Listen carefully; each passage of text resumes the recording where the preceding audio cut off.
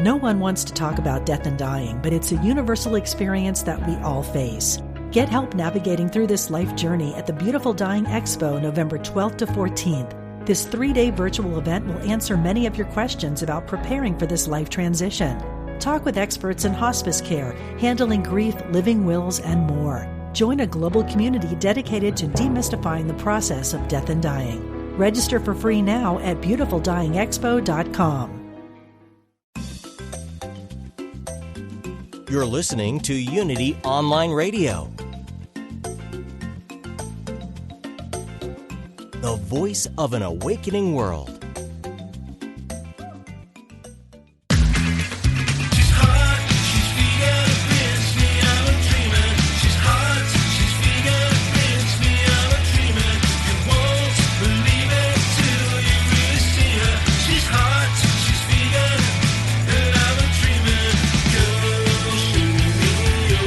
Learn how to eat better, get healthy, and help animals. Welcome to Main Street Vegan with your host, Victoria Moran.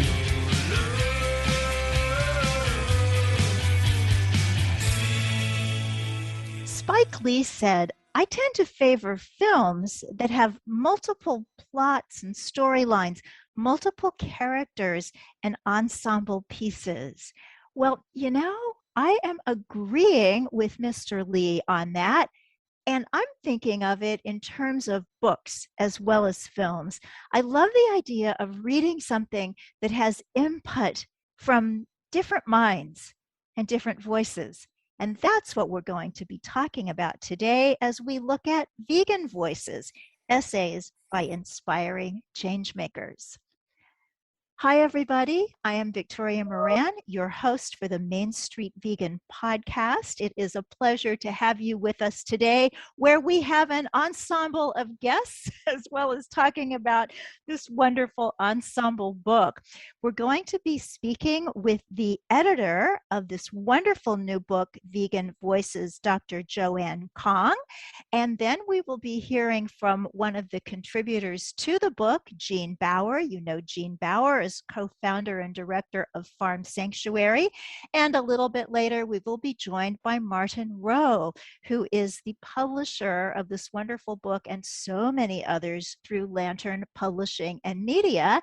And I guess it's really a four-parter today because I'm also part of this book, having contributed an essay and the foreword. So let me first tell you a little bit about Dr. Joanne Kong. She speaks around the world as a vegan advocate, and she's the author of If You Ever Loved an Animal, Go Vegan. She has been praised for her TED Talk, The Power of Plant-Based Eating, and the video, An Urgent Plea for Healing, Cherish All Animals. Dr. Kong is a classical pianist, a writer, a speaker, and a faculty member and sustainability advisor at the University of Richmond in Virginia. Welcome, Dr. Joanne Kong. Hi, Victoria. So great to be here. And we just had our book launch this past weekend. Your keynote was beautiful and amazing. And I want to thank you for everything that you do as a part of Vegan Voices. Oh, that's so kind. You know, there's something about book launches that just make me happy. You know, some people say that when a baby is born, that's a sign that God thinks the world should go on. I feel a little bit like that when a new book comes out, especially a good one like this. So we did have lots of fun. You guys were up at Plant City, which is kind of a vegan food court in Providence, Rhode Island. Yes, it's actually the world's first vegan food hall and marketplace. So there are 4 restaurants there, a little store, a terrific vibe.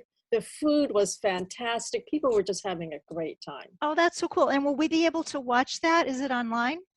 The whole launch was recorded by our launch producer. So we will be getting that out. And more and more people can see what happened during the virtual launch. Yeah, well, get me that URL and we will put it on our show notes at mainstreetvegan.net. So first, Joanne, just so people know who you are, I mean, I've heard you play the piano, and most people who can play the piano the way that you do would not be doing all these other things. You've got this incredible talent. You'd be doing that, but you're a Renaissance woman. You're doing everything. Tell us about you.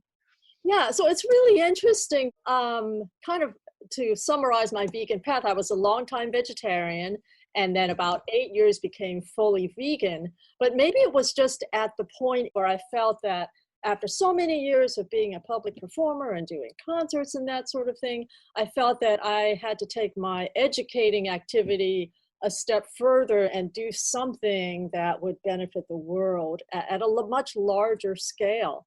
And one of my students actually approached me and said, gee, what do you do to stay so healthy? You should really let other people know. And that's kind of how it all started. And I guess it makes sense as a college professor that then what I did was started giving some talks on campus and locally, and then it just grew from there. And then in terms of the book, which was roughly a year in the making, the interesting thing is there was one morning last summer where, I don't know if you ever have these insights that come into your head first thing in the morning kind of thing. It's a wonderful time for insights. Absolutely. But I woke up one morning and the words vegan voices were real loud in my head. So it was kind of like, I feel like it was my higher self or my higher consciousness saying, hey, this is something you need to do. So that's really how it all started. That's so wonderful. So did you get your publisher first, or did you start thinking about who was going to contribute essays? Walk us through that. Yeah, I started thinking about who would be wonderful to contribute essays. I reached out to Lantern, and at first I think the reply, if I'm correct, Martin, was something like, oh, 50 writers, that's a lot of writers. So we actually grouped the essays into 6 different chapters.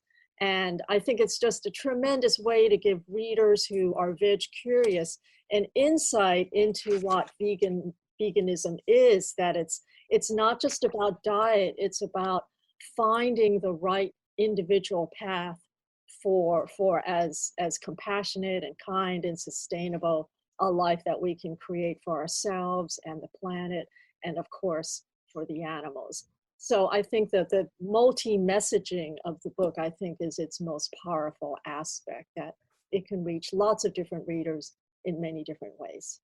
And your sections are really interesting because I think so many people say, okay, animals, health, environment, all extremely important, extraordinarily important.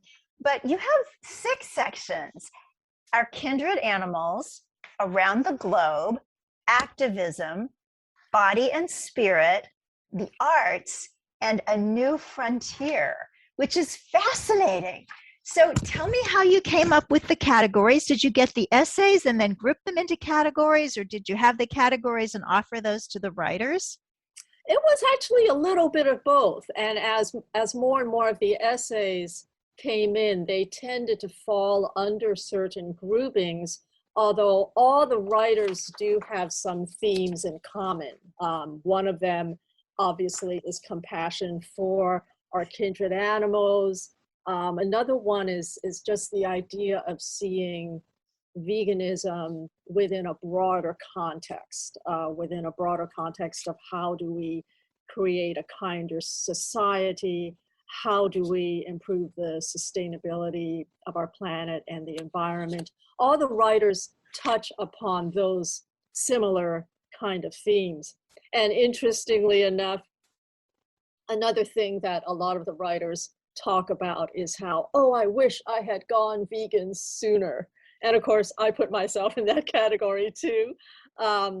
And so many international writers. So that's why I decided to have a section of the book called Around the Globe, to point out that veganism, it's growing all around the world. And those listeners who watched the virtual launch had an opportunity to hear some of those writers from around the world. Yeah, that was wonderful. I know you've got somebody from Israel, somebody from the Netherlands, somebody from Denmark. Yeah, lots of writers. Germany, Australia, New Zealand, you mentioned Israel, Brazil, Canada, Norway, Japan. This coming summer, I'm hoping to actually go on a 2-week tour of Norway with Elin Gundersen, who wrote the essay on veganism in Norway, because she and her husband are putting together the first vegan grocery store chain in Norway. So we're thinking of going around to all the major cities in Norway, promoting what they're doing, and vegan voices at the same time. Oh, that's thrilling. I love all these things that are happening everywhere.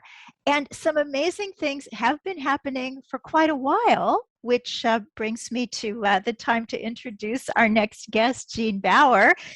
As co-founder of Farm Sanctuary, Jean just celebrated Farm Sanctuary's 35th anniversary, and he's also a best-selling author. Time magazine called him the conscience of the food movement. And I call him a really wonderful human being, and I'm so grateful to be on Earth at the same time as Jean Bauer. Welcome, Jean. You are muted. It's wonderful to be with you. Thanks for having me on and for having my voice come on too. Appreciate it. Well, now, Jean, I noticed that your essay, I would just assume like, well, Jean's essay will be in Our Kindred Animals, but it's in a new future. It's called In a Post-Meat Economy, People, Not Corporations, Thrive. Tell us about that economy. Well, we have kind of grown up in this world where extraction, exploitation, injustice is sort of normalized in animal agriculture, where animals are seen as commodities, where workers are seen as commodities, where the earth is seen as a commodity.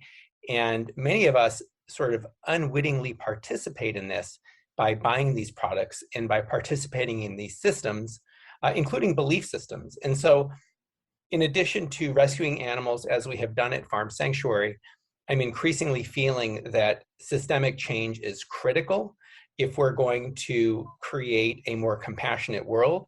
And so I've been putting a lot of time and energy into structural assessments lately and looking at ways to start, for example, taking the billions of dollars that is spent every year by the US Department of Agriculture away from factory farming and starting to shift that towards a community-centered, plant-based food system.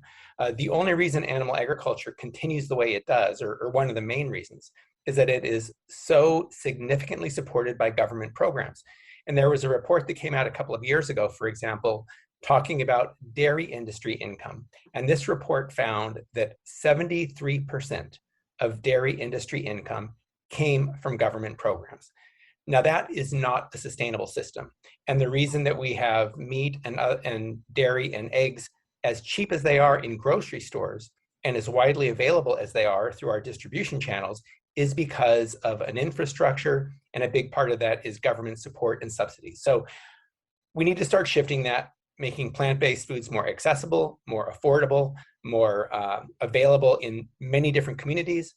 And I think ultimately most people would rather not support unnecessary slaughter or unnecessary animal cruelty. I think most people would rather eat food that is nourishing instead of food that makes them sick, and would rather support a food system that is sustainable and isn't destroying the planet the way our current system is. So this really, I think, is a win-win-win. It ties into people's own interests, but we need to have the systems and the structures to make it more accessible. So changing hearts and minds is one thing, changing systems and structures is connected to it, and I think they're both very important. So what do we do? I know you're an expert on the changing hearts and minds. Is there something that individuals can do in this other aspect? Well, I think, number one is through personal choices and deciding to eat plants instead of animals. But in addition to that, supporting local farmers as much as possible, going to farmers markets, because even in the vegan plant-based food space, there are forms of worker exploitation, for example, with people picking lettuce in the fields who are not treated very well. So supporting local farmers, farmers markets, a more just and compassionate food system with our dollars, but also getting involved in policy and getting to know who our elected officials are, letting them know our concerns, writing to government officials who might have some authority to make changes, and just getting involved. Democracy is a participatory sport, and unless we show up as citizens as well as consumers, it's going to be hard to create the changes we're talking about. But on the business side, you could also get involved with community-supported agriculture. That's another form of food production that is more connected between the producer and the consumer. And it's one that also, when you're closer to the source of your food, there's more transparency and more accountability, which is very important. One of the things that factory farming thrives upon is a lack of transparency and increasingly now greenwashing, because as consumers have learned about the abuses of factory farming, many people say they don't want to participate. So animal agriculture now is starting to market things and to make them sound better than they are, and to put programs in place. And, for example, right now, there's a lot of concern about the climate crisis, and that's very appropriate. And unfortunately, though, agribusiness will be using that crisis to actually get more government money to further entrench their own system. And an example of this is this idea of methane digesters, which take manure lagoons and factory farming waste. And the idea is to turn that into energy and to save on greenhouse gas emissions. So on the surface, that sounds good. But when you step back and look at the whole system, only 10% of the greenhouse gas emissions from that manure lagoon are from that system come from the manure lagoon. Most, like 90% of the emissions, come before the manure lagoon. So we need to go upstream and prevent that manure lagoon in the first place, and investing hundreds of millions of dollars, as we have in these manure lagoons, for a methane digester is just a bad expenditure of public monies. And it also then greenwashes this idea that the industry is creating green energy, when in fact it's created enormous problems before even getting to that point. But they're going to use it to greenwash and say that they're doing these good things, when in fact they're doing many harmful things in terms of contributing to the climate crisis. So, that's an example of a systemic support that will be sold as an environmentally friendly idea. So this is an industry that extracts the lives of animals. It takes, their milk from cows, eggs from chickens, and it even takes the identities of farmers who are suffering, small farmers, to get money that usually goes to big farmers. So it's an extractive industry, and now they're trying to extract government money to address the climate crisis. But unfortunately, that government money will further entrench this factory farming system. So this is why we need to start shifting these billions of dollars of government subsidies away from that, and create a situation where the real cost is paid, and where the public is not continuing to underwrite this extractive, inefficient, and abusive system. Fascinating. I was going to wait until after the break to bring on our third guest, Martin Rowe, but because you're talking about the environmental impacts of animal agriculture, I just have to bring him on now, because he is certainly, I would say, a master teacher in my life on this topic. Martin Rowe is the founder and director of Lantern Publishing and Media. He's born in the UK, educated at Oxford. He's an author in his own right, and the books that he publishes change the world. That word curated is used so much these days, but I think of Lantern books as not just being published, they're curated, they're selected, they're nurtured, they're molded so that they really do the job of changing the world. Martin is also a fellow at Brighter Green, an environmental action tank, and I am very proud to say that he teaches a class for us at Main Street Vegan Academy on looking at animal agriculture and the environment in a global way. Welcome, Martin Rowe. Well, thank you, Victoria, for that extremely generous introduction. I'm happy to be here, happy to see my old friend Jean and my new friend Joanne. And did I say that you're an expert on baseball and cricket? Well, I'm more the cricket guy. I co-wrote a book with my friend Evander Lomke, who is a very great baseball aficionado, but we have had many long conversations about the mutual commonalities and divergencies of baseball and cricket. Yes. Wow. Well, we talked about Joanne as a Renaissance person. You are too, saving the world, changing the world for animals, and being an expert on the sports that have bats, and what do they call it in cricket? Well, they have balls, yes, as well. So, yeah. Bats and wickets and pitches and stumps, yes. Well, yeah. If you want to know your audience rapidly, I'll tell you about cricket. So, Martin, can you just follow up a little bit on what Jean was talking about? What are we looking at in the environmental sense, and what can we do today? Well, I think Jean is absolutely, well, we've got two interesting pathways here. I mean, Vegan Voices is essentially about personal change, obviously being essays from individuals who have made the commitment to go vegan, and speaking directly to readers, which of course is a very intimate and singular experience. Reading a book, an author writing and speaking in your ear, as it were, is a very personal experience. And so therefore we're talking about personal change. But Jean is also right that we need institutional and policy change, which is essentially what Brighter Green, the organization that you mentioned that I'm affiliated with, works on. And what's interesting is that both things are happening simultaneously. The entrenchment of globalized, industrialized farming practices and governments doubling down on their commitments to extractive fossil fuel-based technologies, including intensive animal agriculture, and an emergence of a global movement, often led by young people, to demand the ending of that system of subsidizing multinational corporations and governments, but either directly or indirectly not paying for the costs of that food, for that to end, because right now there is a massive crisis that shows currently no sign of abating that would effectively lead to civilization ending climate change by the end of the century. So just as an example of that, yesterday the Natural History Museum produced a report about the biodiversity crisis in the world, in which it indicated that currently 75% of existing biodiversity remains. 90+% would be considered the safe limit for biodiversity. And they made the very valuable point that biodiversity is not just nice things in nature. It's not just being able to walk in woods and forests and go on and drink clean water, but it is actually about the entire infrastructure and ecosystems upon which all our existence depends. So that was a crucial thing that happened yesterday.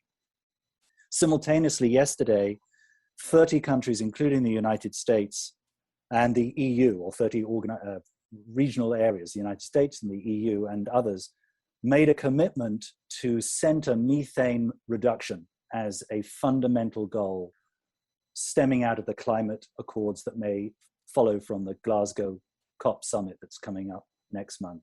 And as we all know, methane is an extremely intensive greenhouse gas, over 30 times more greenhouse gas intensive than carbon dioxide, but lasts less long in the atmosphere, which means it would be an extremely good thing to deal with now as a means of buying us some time to handle carbon dioxide. One of the central creators, as Jean indicated, of methane is enteric fermentation, because of the growing of dairy cows, sheep and goats, etc.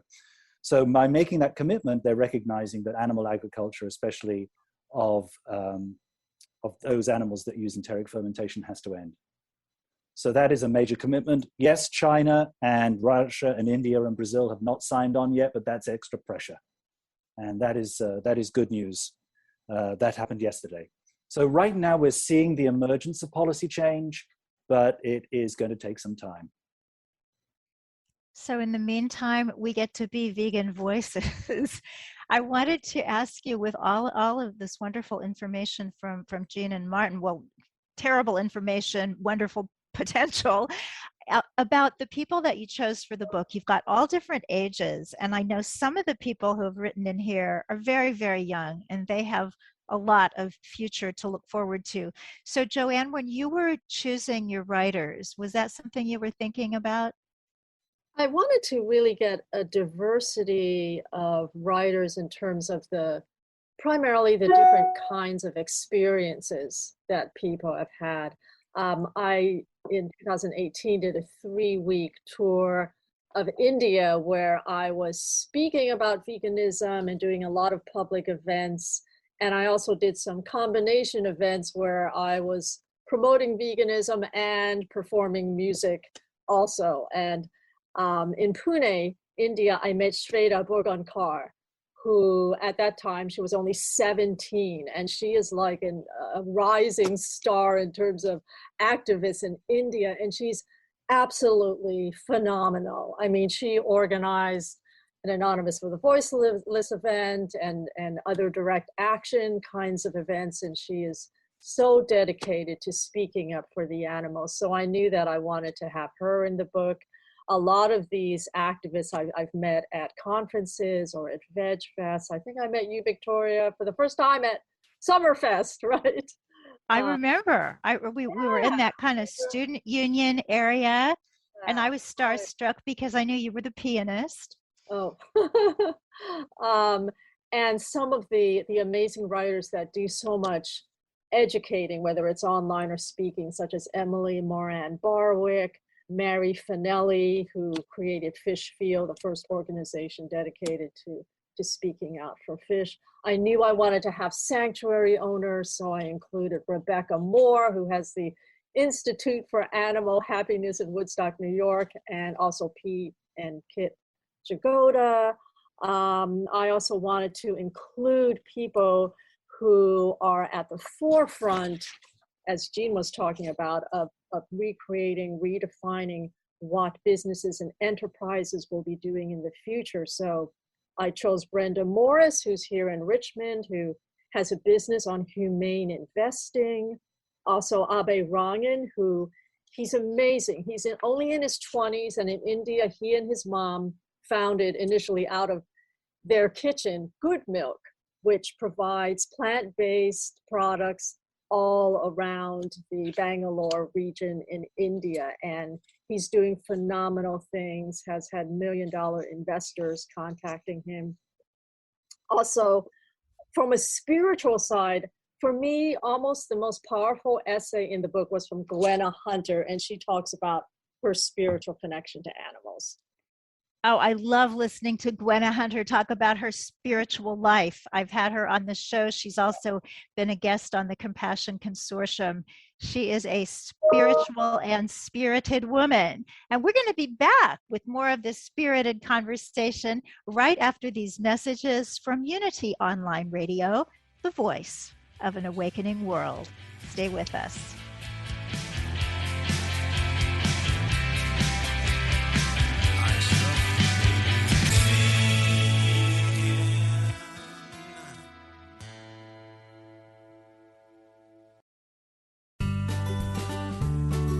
You're listening to Unity Online Radio,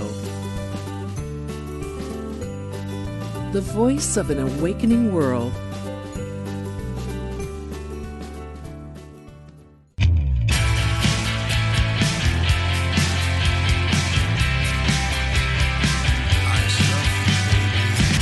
Welcome back to Main Street Vegan with your host, Victoria Moran.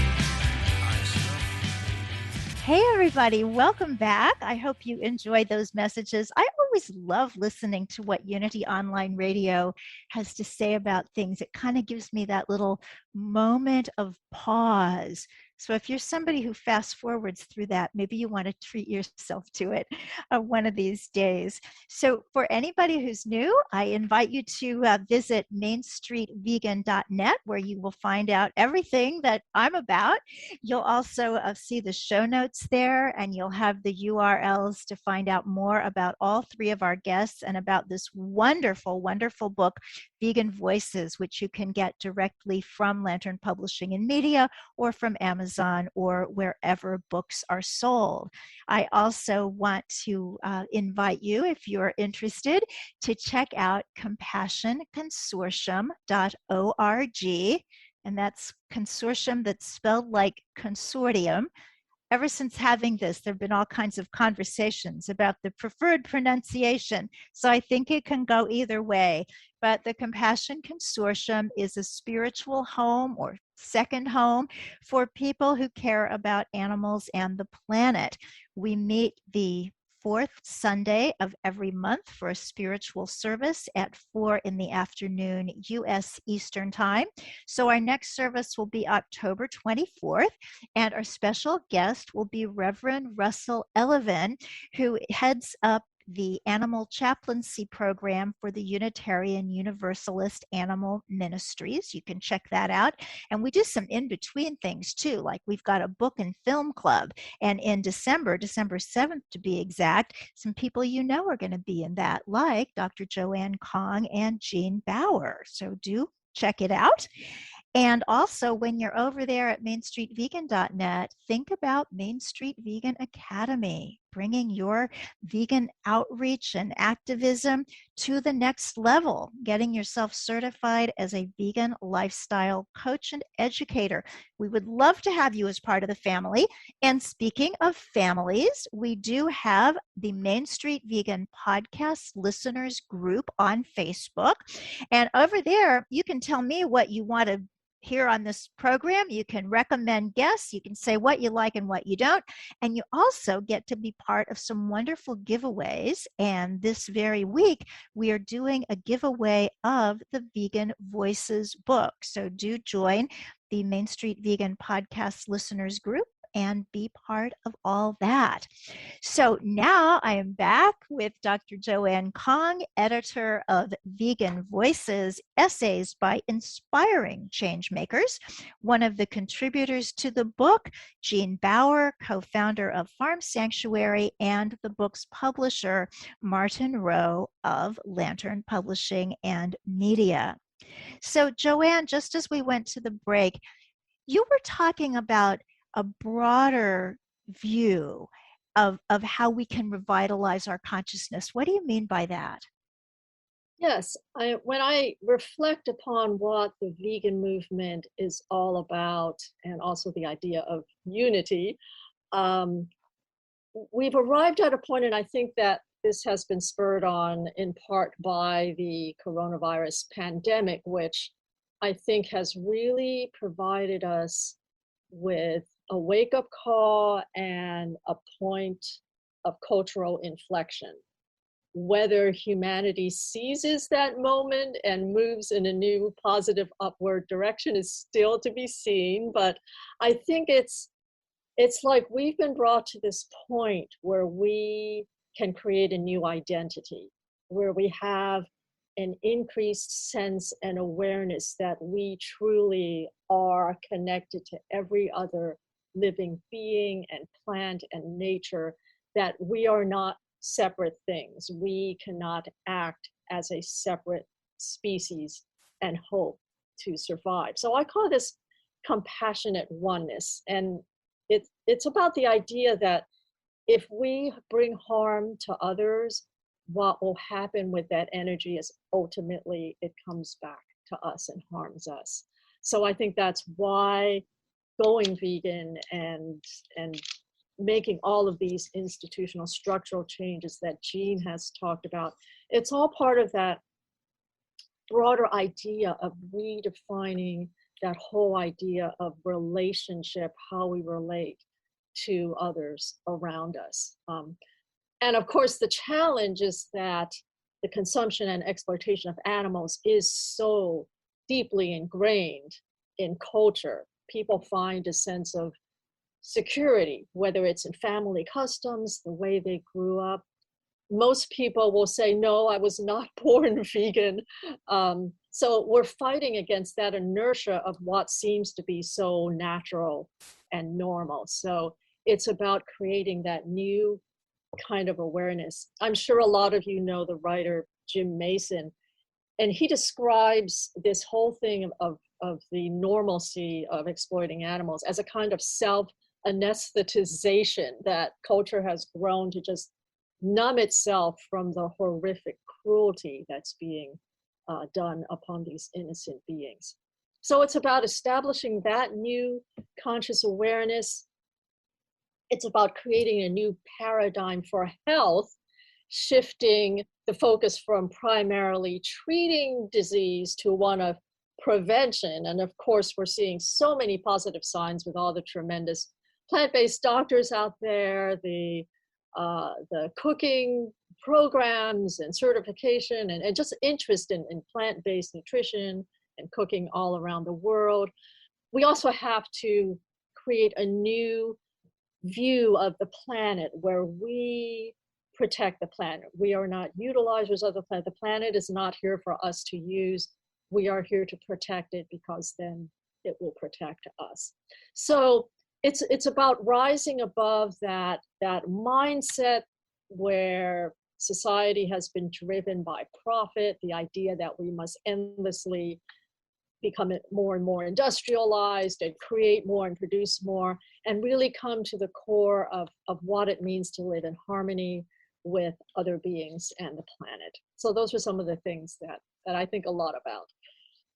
It's interesting that you talked about how society has been so run by profit when your publisher recently became a nonprofit. Do you want to tell us about that, Martin? We did become a nonprofit, yes. So people may know of our previous iteration as Lantern Books. And in January 2020, a new colleague and I, Brian Normoyle, and I established Lantern Publishing and Media as its successor as a nonprofit. And, you know, there are reasons for that, which are pretty straightforward, which is people can now give us money in addition to buying our books to help us in our mission. We're also open, of course, to philanthropy. But ultimately, probably more significantly, is that allows us to move into some more formal relationships with other nonprofit organizations to work collaboratively on mutually interesting and engaging projects. So all around, it seemed to be the right thing to do. I mean, publishing has always been a cultural act disguised as a business. And so this is sort of more obviously making it into a cultural expression as opposed to a full-throated business. So tell us a little bit, Martin, about what that means to you, because I know that you could be in publishing just to make money. I realize it's harder than maybe it used to be, but I think people still do it. And yet, obviously, this is a mission for a better world. What is the mission of Lantern? Well, as some wag once said, the only way to make a small fortune in publishing is to start with a large fortune. And I think most people who've ever gone into publishing, the only way that they've made any money is by selling the company to somebody else who's an even bigger sucker than they are when it comes to thinking that there is wealth in publishing. But the reason why there is this cynical carapace on many publishers is because we actually spend all our times producing books that we feel that people should read. And unfortunately, not every book that everybody publishes is a bestseller. And we have to armor ourselves against that recognition that book selling is a very difficult business to be in. But really, for a publisher such as ours, which has made a particular dedication towards veganism and animal rights, as well as other areas of interest that we have, it is about communicating in, as I said before, that most intimate and persuasive of ways. Unlike public meetings, for instance, when you are being addressed by one person and you're standing in a crowd, or even a documentary film, which you may see in a theater or elsewhere, book reading is the fundamental private experience. And unlike many other media, you have those words going in the back of your head, which are unmediated by anybody else, but your own voice and the author's voice persuading you of a story, of an idea, of a vision. And I think that's probably why people hold the currency of books so highly as a means of persuading people, because they do have that intimacy and they do have that personal experience attached to them, which makes them maybe very dangerous in some ways, but also very powerful in a positive way for bringing about change. So that's why we do it. That's why I think words matter, books matter. That's why I think reading matters.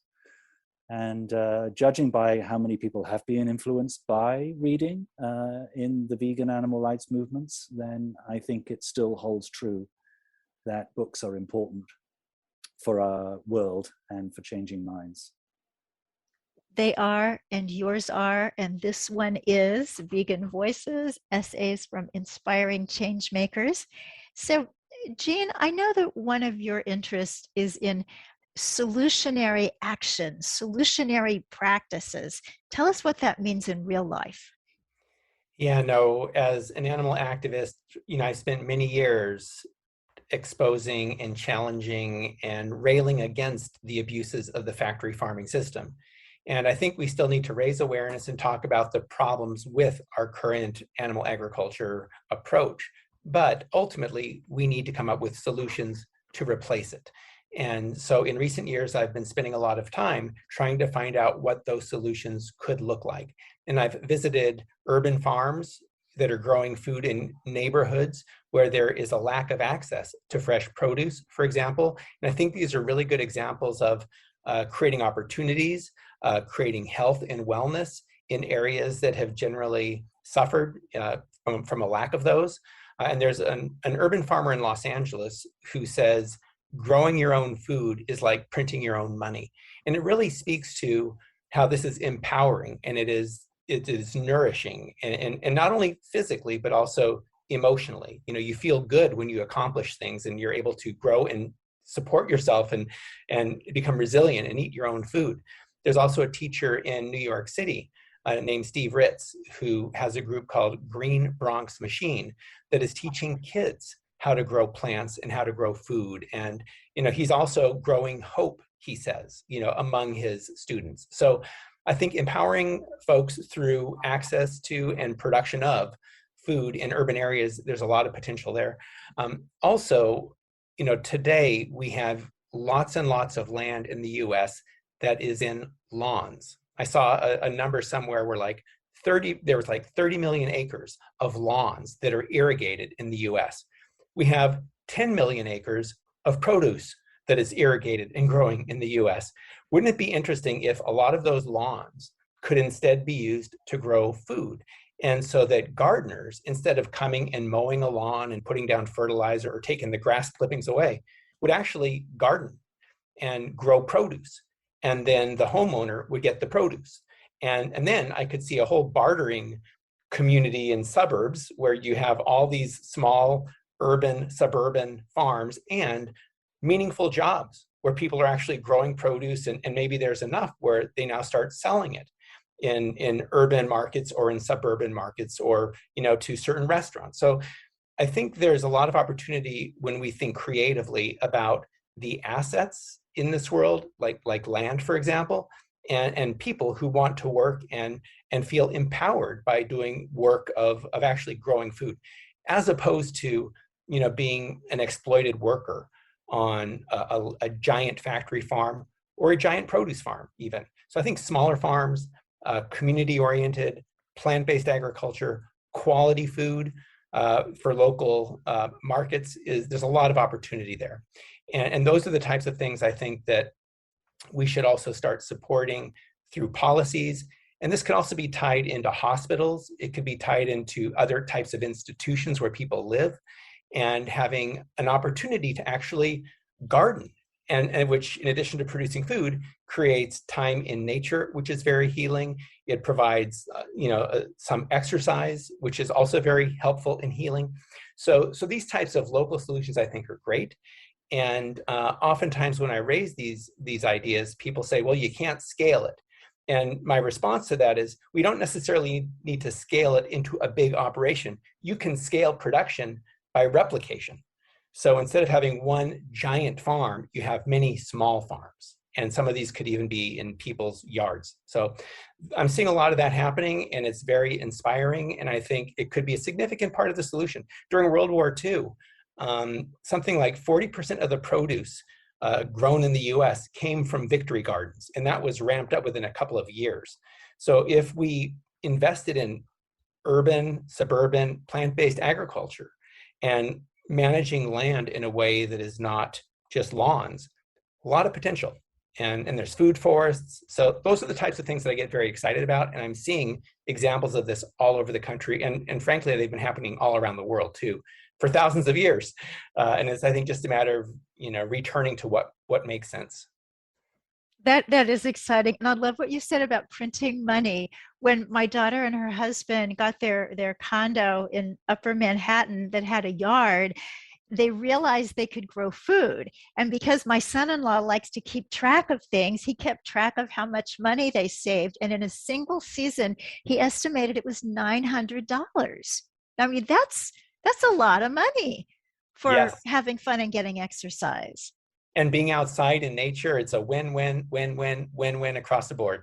Oh, we love winning. So, Joanne, you have a winner here in this book, and you mentioned some of the essays that I think are special to you, but Can you just come up with one or two, there's usually a runner-up, that you just think are so interesting, so unique, that you're just tickled pink it's included in this book? Yeah, there's one writer who a lot of people don't know, and I included her because she represents all the tireless work that's being done at the grassroots level. And her name is Lynn Sylvan. She runs the Eugene Veg Education Network in Eugene, Oregon. And she and her husband, they're retired, and they decided they wanted to devote their lives to creating a better world and to promote veganism. And I'm sure many advocates, at times we feel perhaps depressed, or we feel like we're not doing enough, or why aren't things happening more quickly? Why aren't more people becoming vegan right away? And I once was speaking to her about sometimes having those sort of feelings. And then when I received her essay, she had this wonderful, wonderful paragraph. I hope there's time for me to just read it quickly. There is. Her essay is titled Beyond Joy, and Lynn says the following, quote, "Any time is a good time to become vegan. Just gather new information from reliable sources, get over any skepticism, and redirect your thinking towards the greater good. Don't be skewed by long-term habits and knee-jerk resistance. It's okay not to be perfect, as long as we allow compassion to be continuously moving us forward to making better decisions. New understandings might be scary at first, but they are powerful and unrelenting, and yes, joyful. It's exciting to be the revisionist in our own life. Whose life are we better able to revise than our own? It's been said, the difference between who you are and who you want to be is what you do. Whenever we see things and think to ourselves, someone else should do something about that, why not be that someone? Step up and do it," unquote. So I just love her positive energy and the encouragement that she sends out to the reader. Oh, she's so motivational. Gosh, that's a beautiful paragraph. That is really wonderful. So I love her title, Beyond Joy. And we so often think, particularly in the animal rights movement, there is so much suffering. There is so much death. Oh, you were looking at the death. Look over here. There's more suffering. And she says, beyond joy. So I would love to just hear from each of you, Joanne, Martin, and Jean. Where do you find joy? Where do you find joy in your life today, and how does it play a role in your effectiveness? Joanne? I find joy in being connected to all the wonderful people who are part of this movement, like all of you, and just feeling that unifying spirit that all of us are making a difference. We're doing the right thing, and that's incredibly empowering and uplifting to feel connected on this mission. Martin? Gosh, where do I find joy? Well, I right now I'm finding joy in Shalane Flanagan's effort to run 6 marathons in some, crazy period of time. And right now in under 3 hours, and she's doing phenomenally well. Jean will know what I'm talking about there, since Jean is a distance runner and an Ironman triathlete. She is just a remarkable, remarkable person. So that's where I'm finding joy. I'm finding a lot of encouragement and inspiration from the climate activists that are involved right now. Not just Greta Thunberg, of course, who is a vegan, but many others, including Vanessa Nakate and Genesis Butler, and a whole range of this new generation, this Generation Z, that is speaking truth to power and stepping up where generations above them, including mine, failed. So I'm finding hope and energy from them. Nice. Jean? Yeah, I also find joy in seeing good activists, people stepping up and trying to make a difference in the world. And so this is happening in communities, in organizations, even sometimes in businesses. So when folks are stepping up, that gives me a lot of encouragement and inspiration. And personally, I like getting in nature, just being in beautiful spaces. And recently, my girlfriend and I have been spending a lot of time in the woods. sometimes finding edible mushrooms, and that's a pretty joyful experience too. Yes, I saw a picture you posted with a mushroom that was bigger than your head.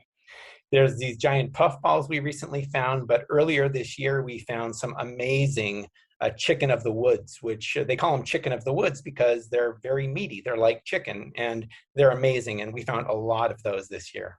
What's a safe way to learn how to be a mushroom hunter? Well, thankfully, my girlfriend Suzanne knows that better than I do. And, she's joined a local mycology association. And, it's really talking to people and learning from folks who have done this and are aware of what mushrooms are edible. And what we tend to do is to eat the ones that do not have any lookalikes that are potentially poisonous. There are some mushrooms that are fairly unique. And if you find those and they're edible and there's not a poisonous lookalike, we found that to work well for us. I'm finding so many people recently, I think kind of post-COVID, that are getting into either mushrooms, and there's a documentary, I think, on Netflix. Do you know the name of that? Fantastic Fungi. Yes, that so many people are talking about. And then other people are doing bird watching. My stepdaughter in Toronto is doing bird watching, and so many people are talking about binoculars and things that people weren't talking about 2 years ago. It's interesting. It's paying attention and respecting and appreciating what's around us, right? I think that's a big part of it. And the thing about mushrooms that are really interesting is how they connect life under the soil. You've possibly heard about how trees communicate with each other. They share nutrients. A lot of that is through the mycelium network under the earth. And mushrooms are also kind of having their day in terms of the science. There are actually more, the mushroom kingdom is bigger in terms of the number of species than the animal kingdom or the plant kingdom. But it really isn't taught in universities very much. So there's now starting to be a recognition of the importance of mushrooms in nature and also in us. They're in our microbiome, for example. So, the mycelium network helps connect life on Earth. Wow, that's cool. You even gave me some joy, and I didn't know I was interested in mushrooms. So there you go. So in our last minute and a half, Joanne, let us know your dream for Vegan Voices and how we can help you reach it. Oh gosh, I guess just to have more and more people read the book and for people to become inspired and also become their own version of a vegan advocate and a powerful vegan voice, just so that the message gets out there and people celebrate that there's a way to a more compassionate kind of world. And that's basically it. And I want to thank Martin so much for making the book possible. It's been a wonderful journey, and Brian Normoyle has just been fantastic. And I can't thank you enough, Martin. You're very welcome. Well, Joanne, you have had so much energy. I know a little bit about what it's like to get out there with a book, and you have been absolutely tireless, and you're not going to quit until this book is on certainly every vegan's bookshelf, and hopefully will go on the holiday gifting list to people who aren't yet vegan and need to hear some vegan voices. So finally, 30 seconds. Jean, have you got anybody new at Farm Sanctuary? Pietro is a calf that came in not too long ago. Oftentimes we get young male calves from the dairy industry. So that's where he came from. But yes, well, blessings to Pietro. May he have a wonderful, wonderful life ahead. And thanks to all my guests today. The book is Vegan Voices. Thanks to Unity Online Radio and to Louis, our wonderful engineer, and to everybody listening. God bless you. Eat your veggies.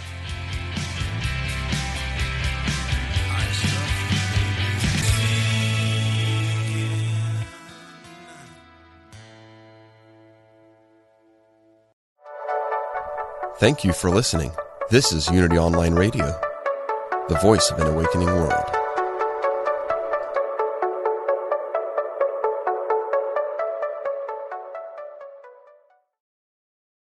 No one wants to talk about death and dying, but it's a universal experience that we all face. Get help navigating through this life journey at the Beautiful Dying Expo, November 12th to 14th. This 3-day virtual event will answer many of your questions about preparing for this life transition.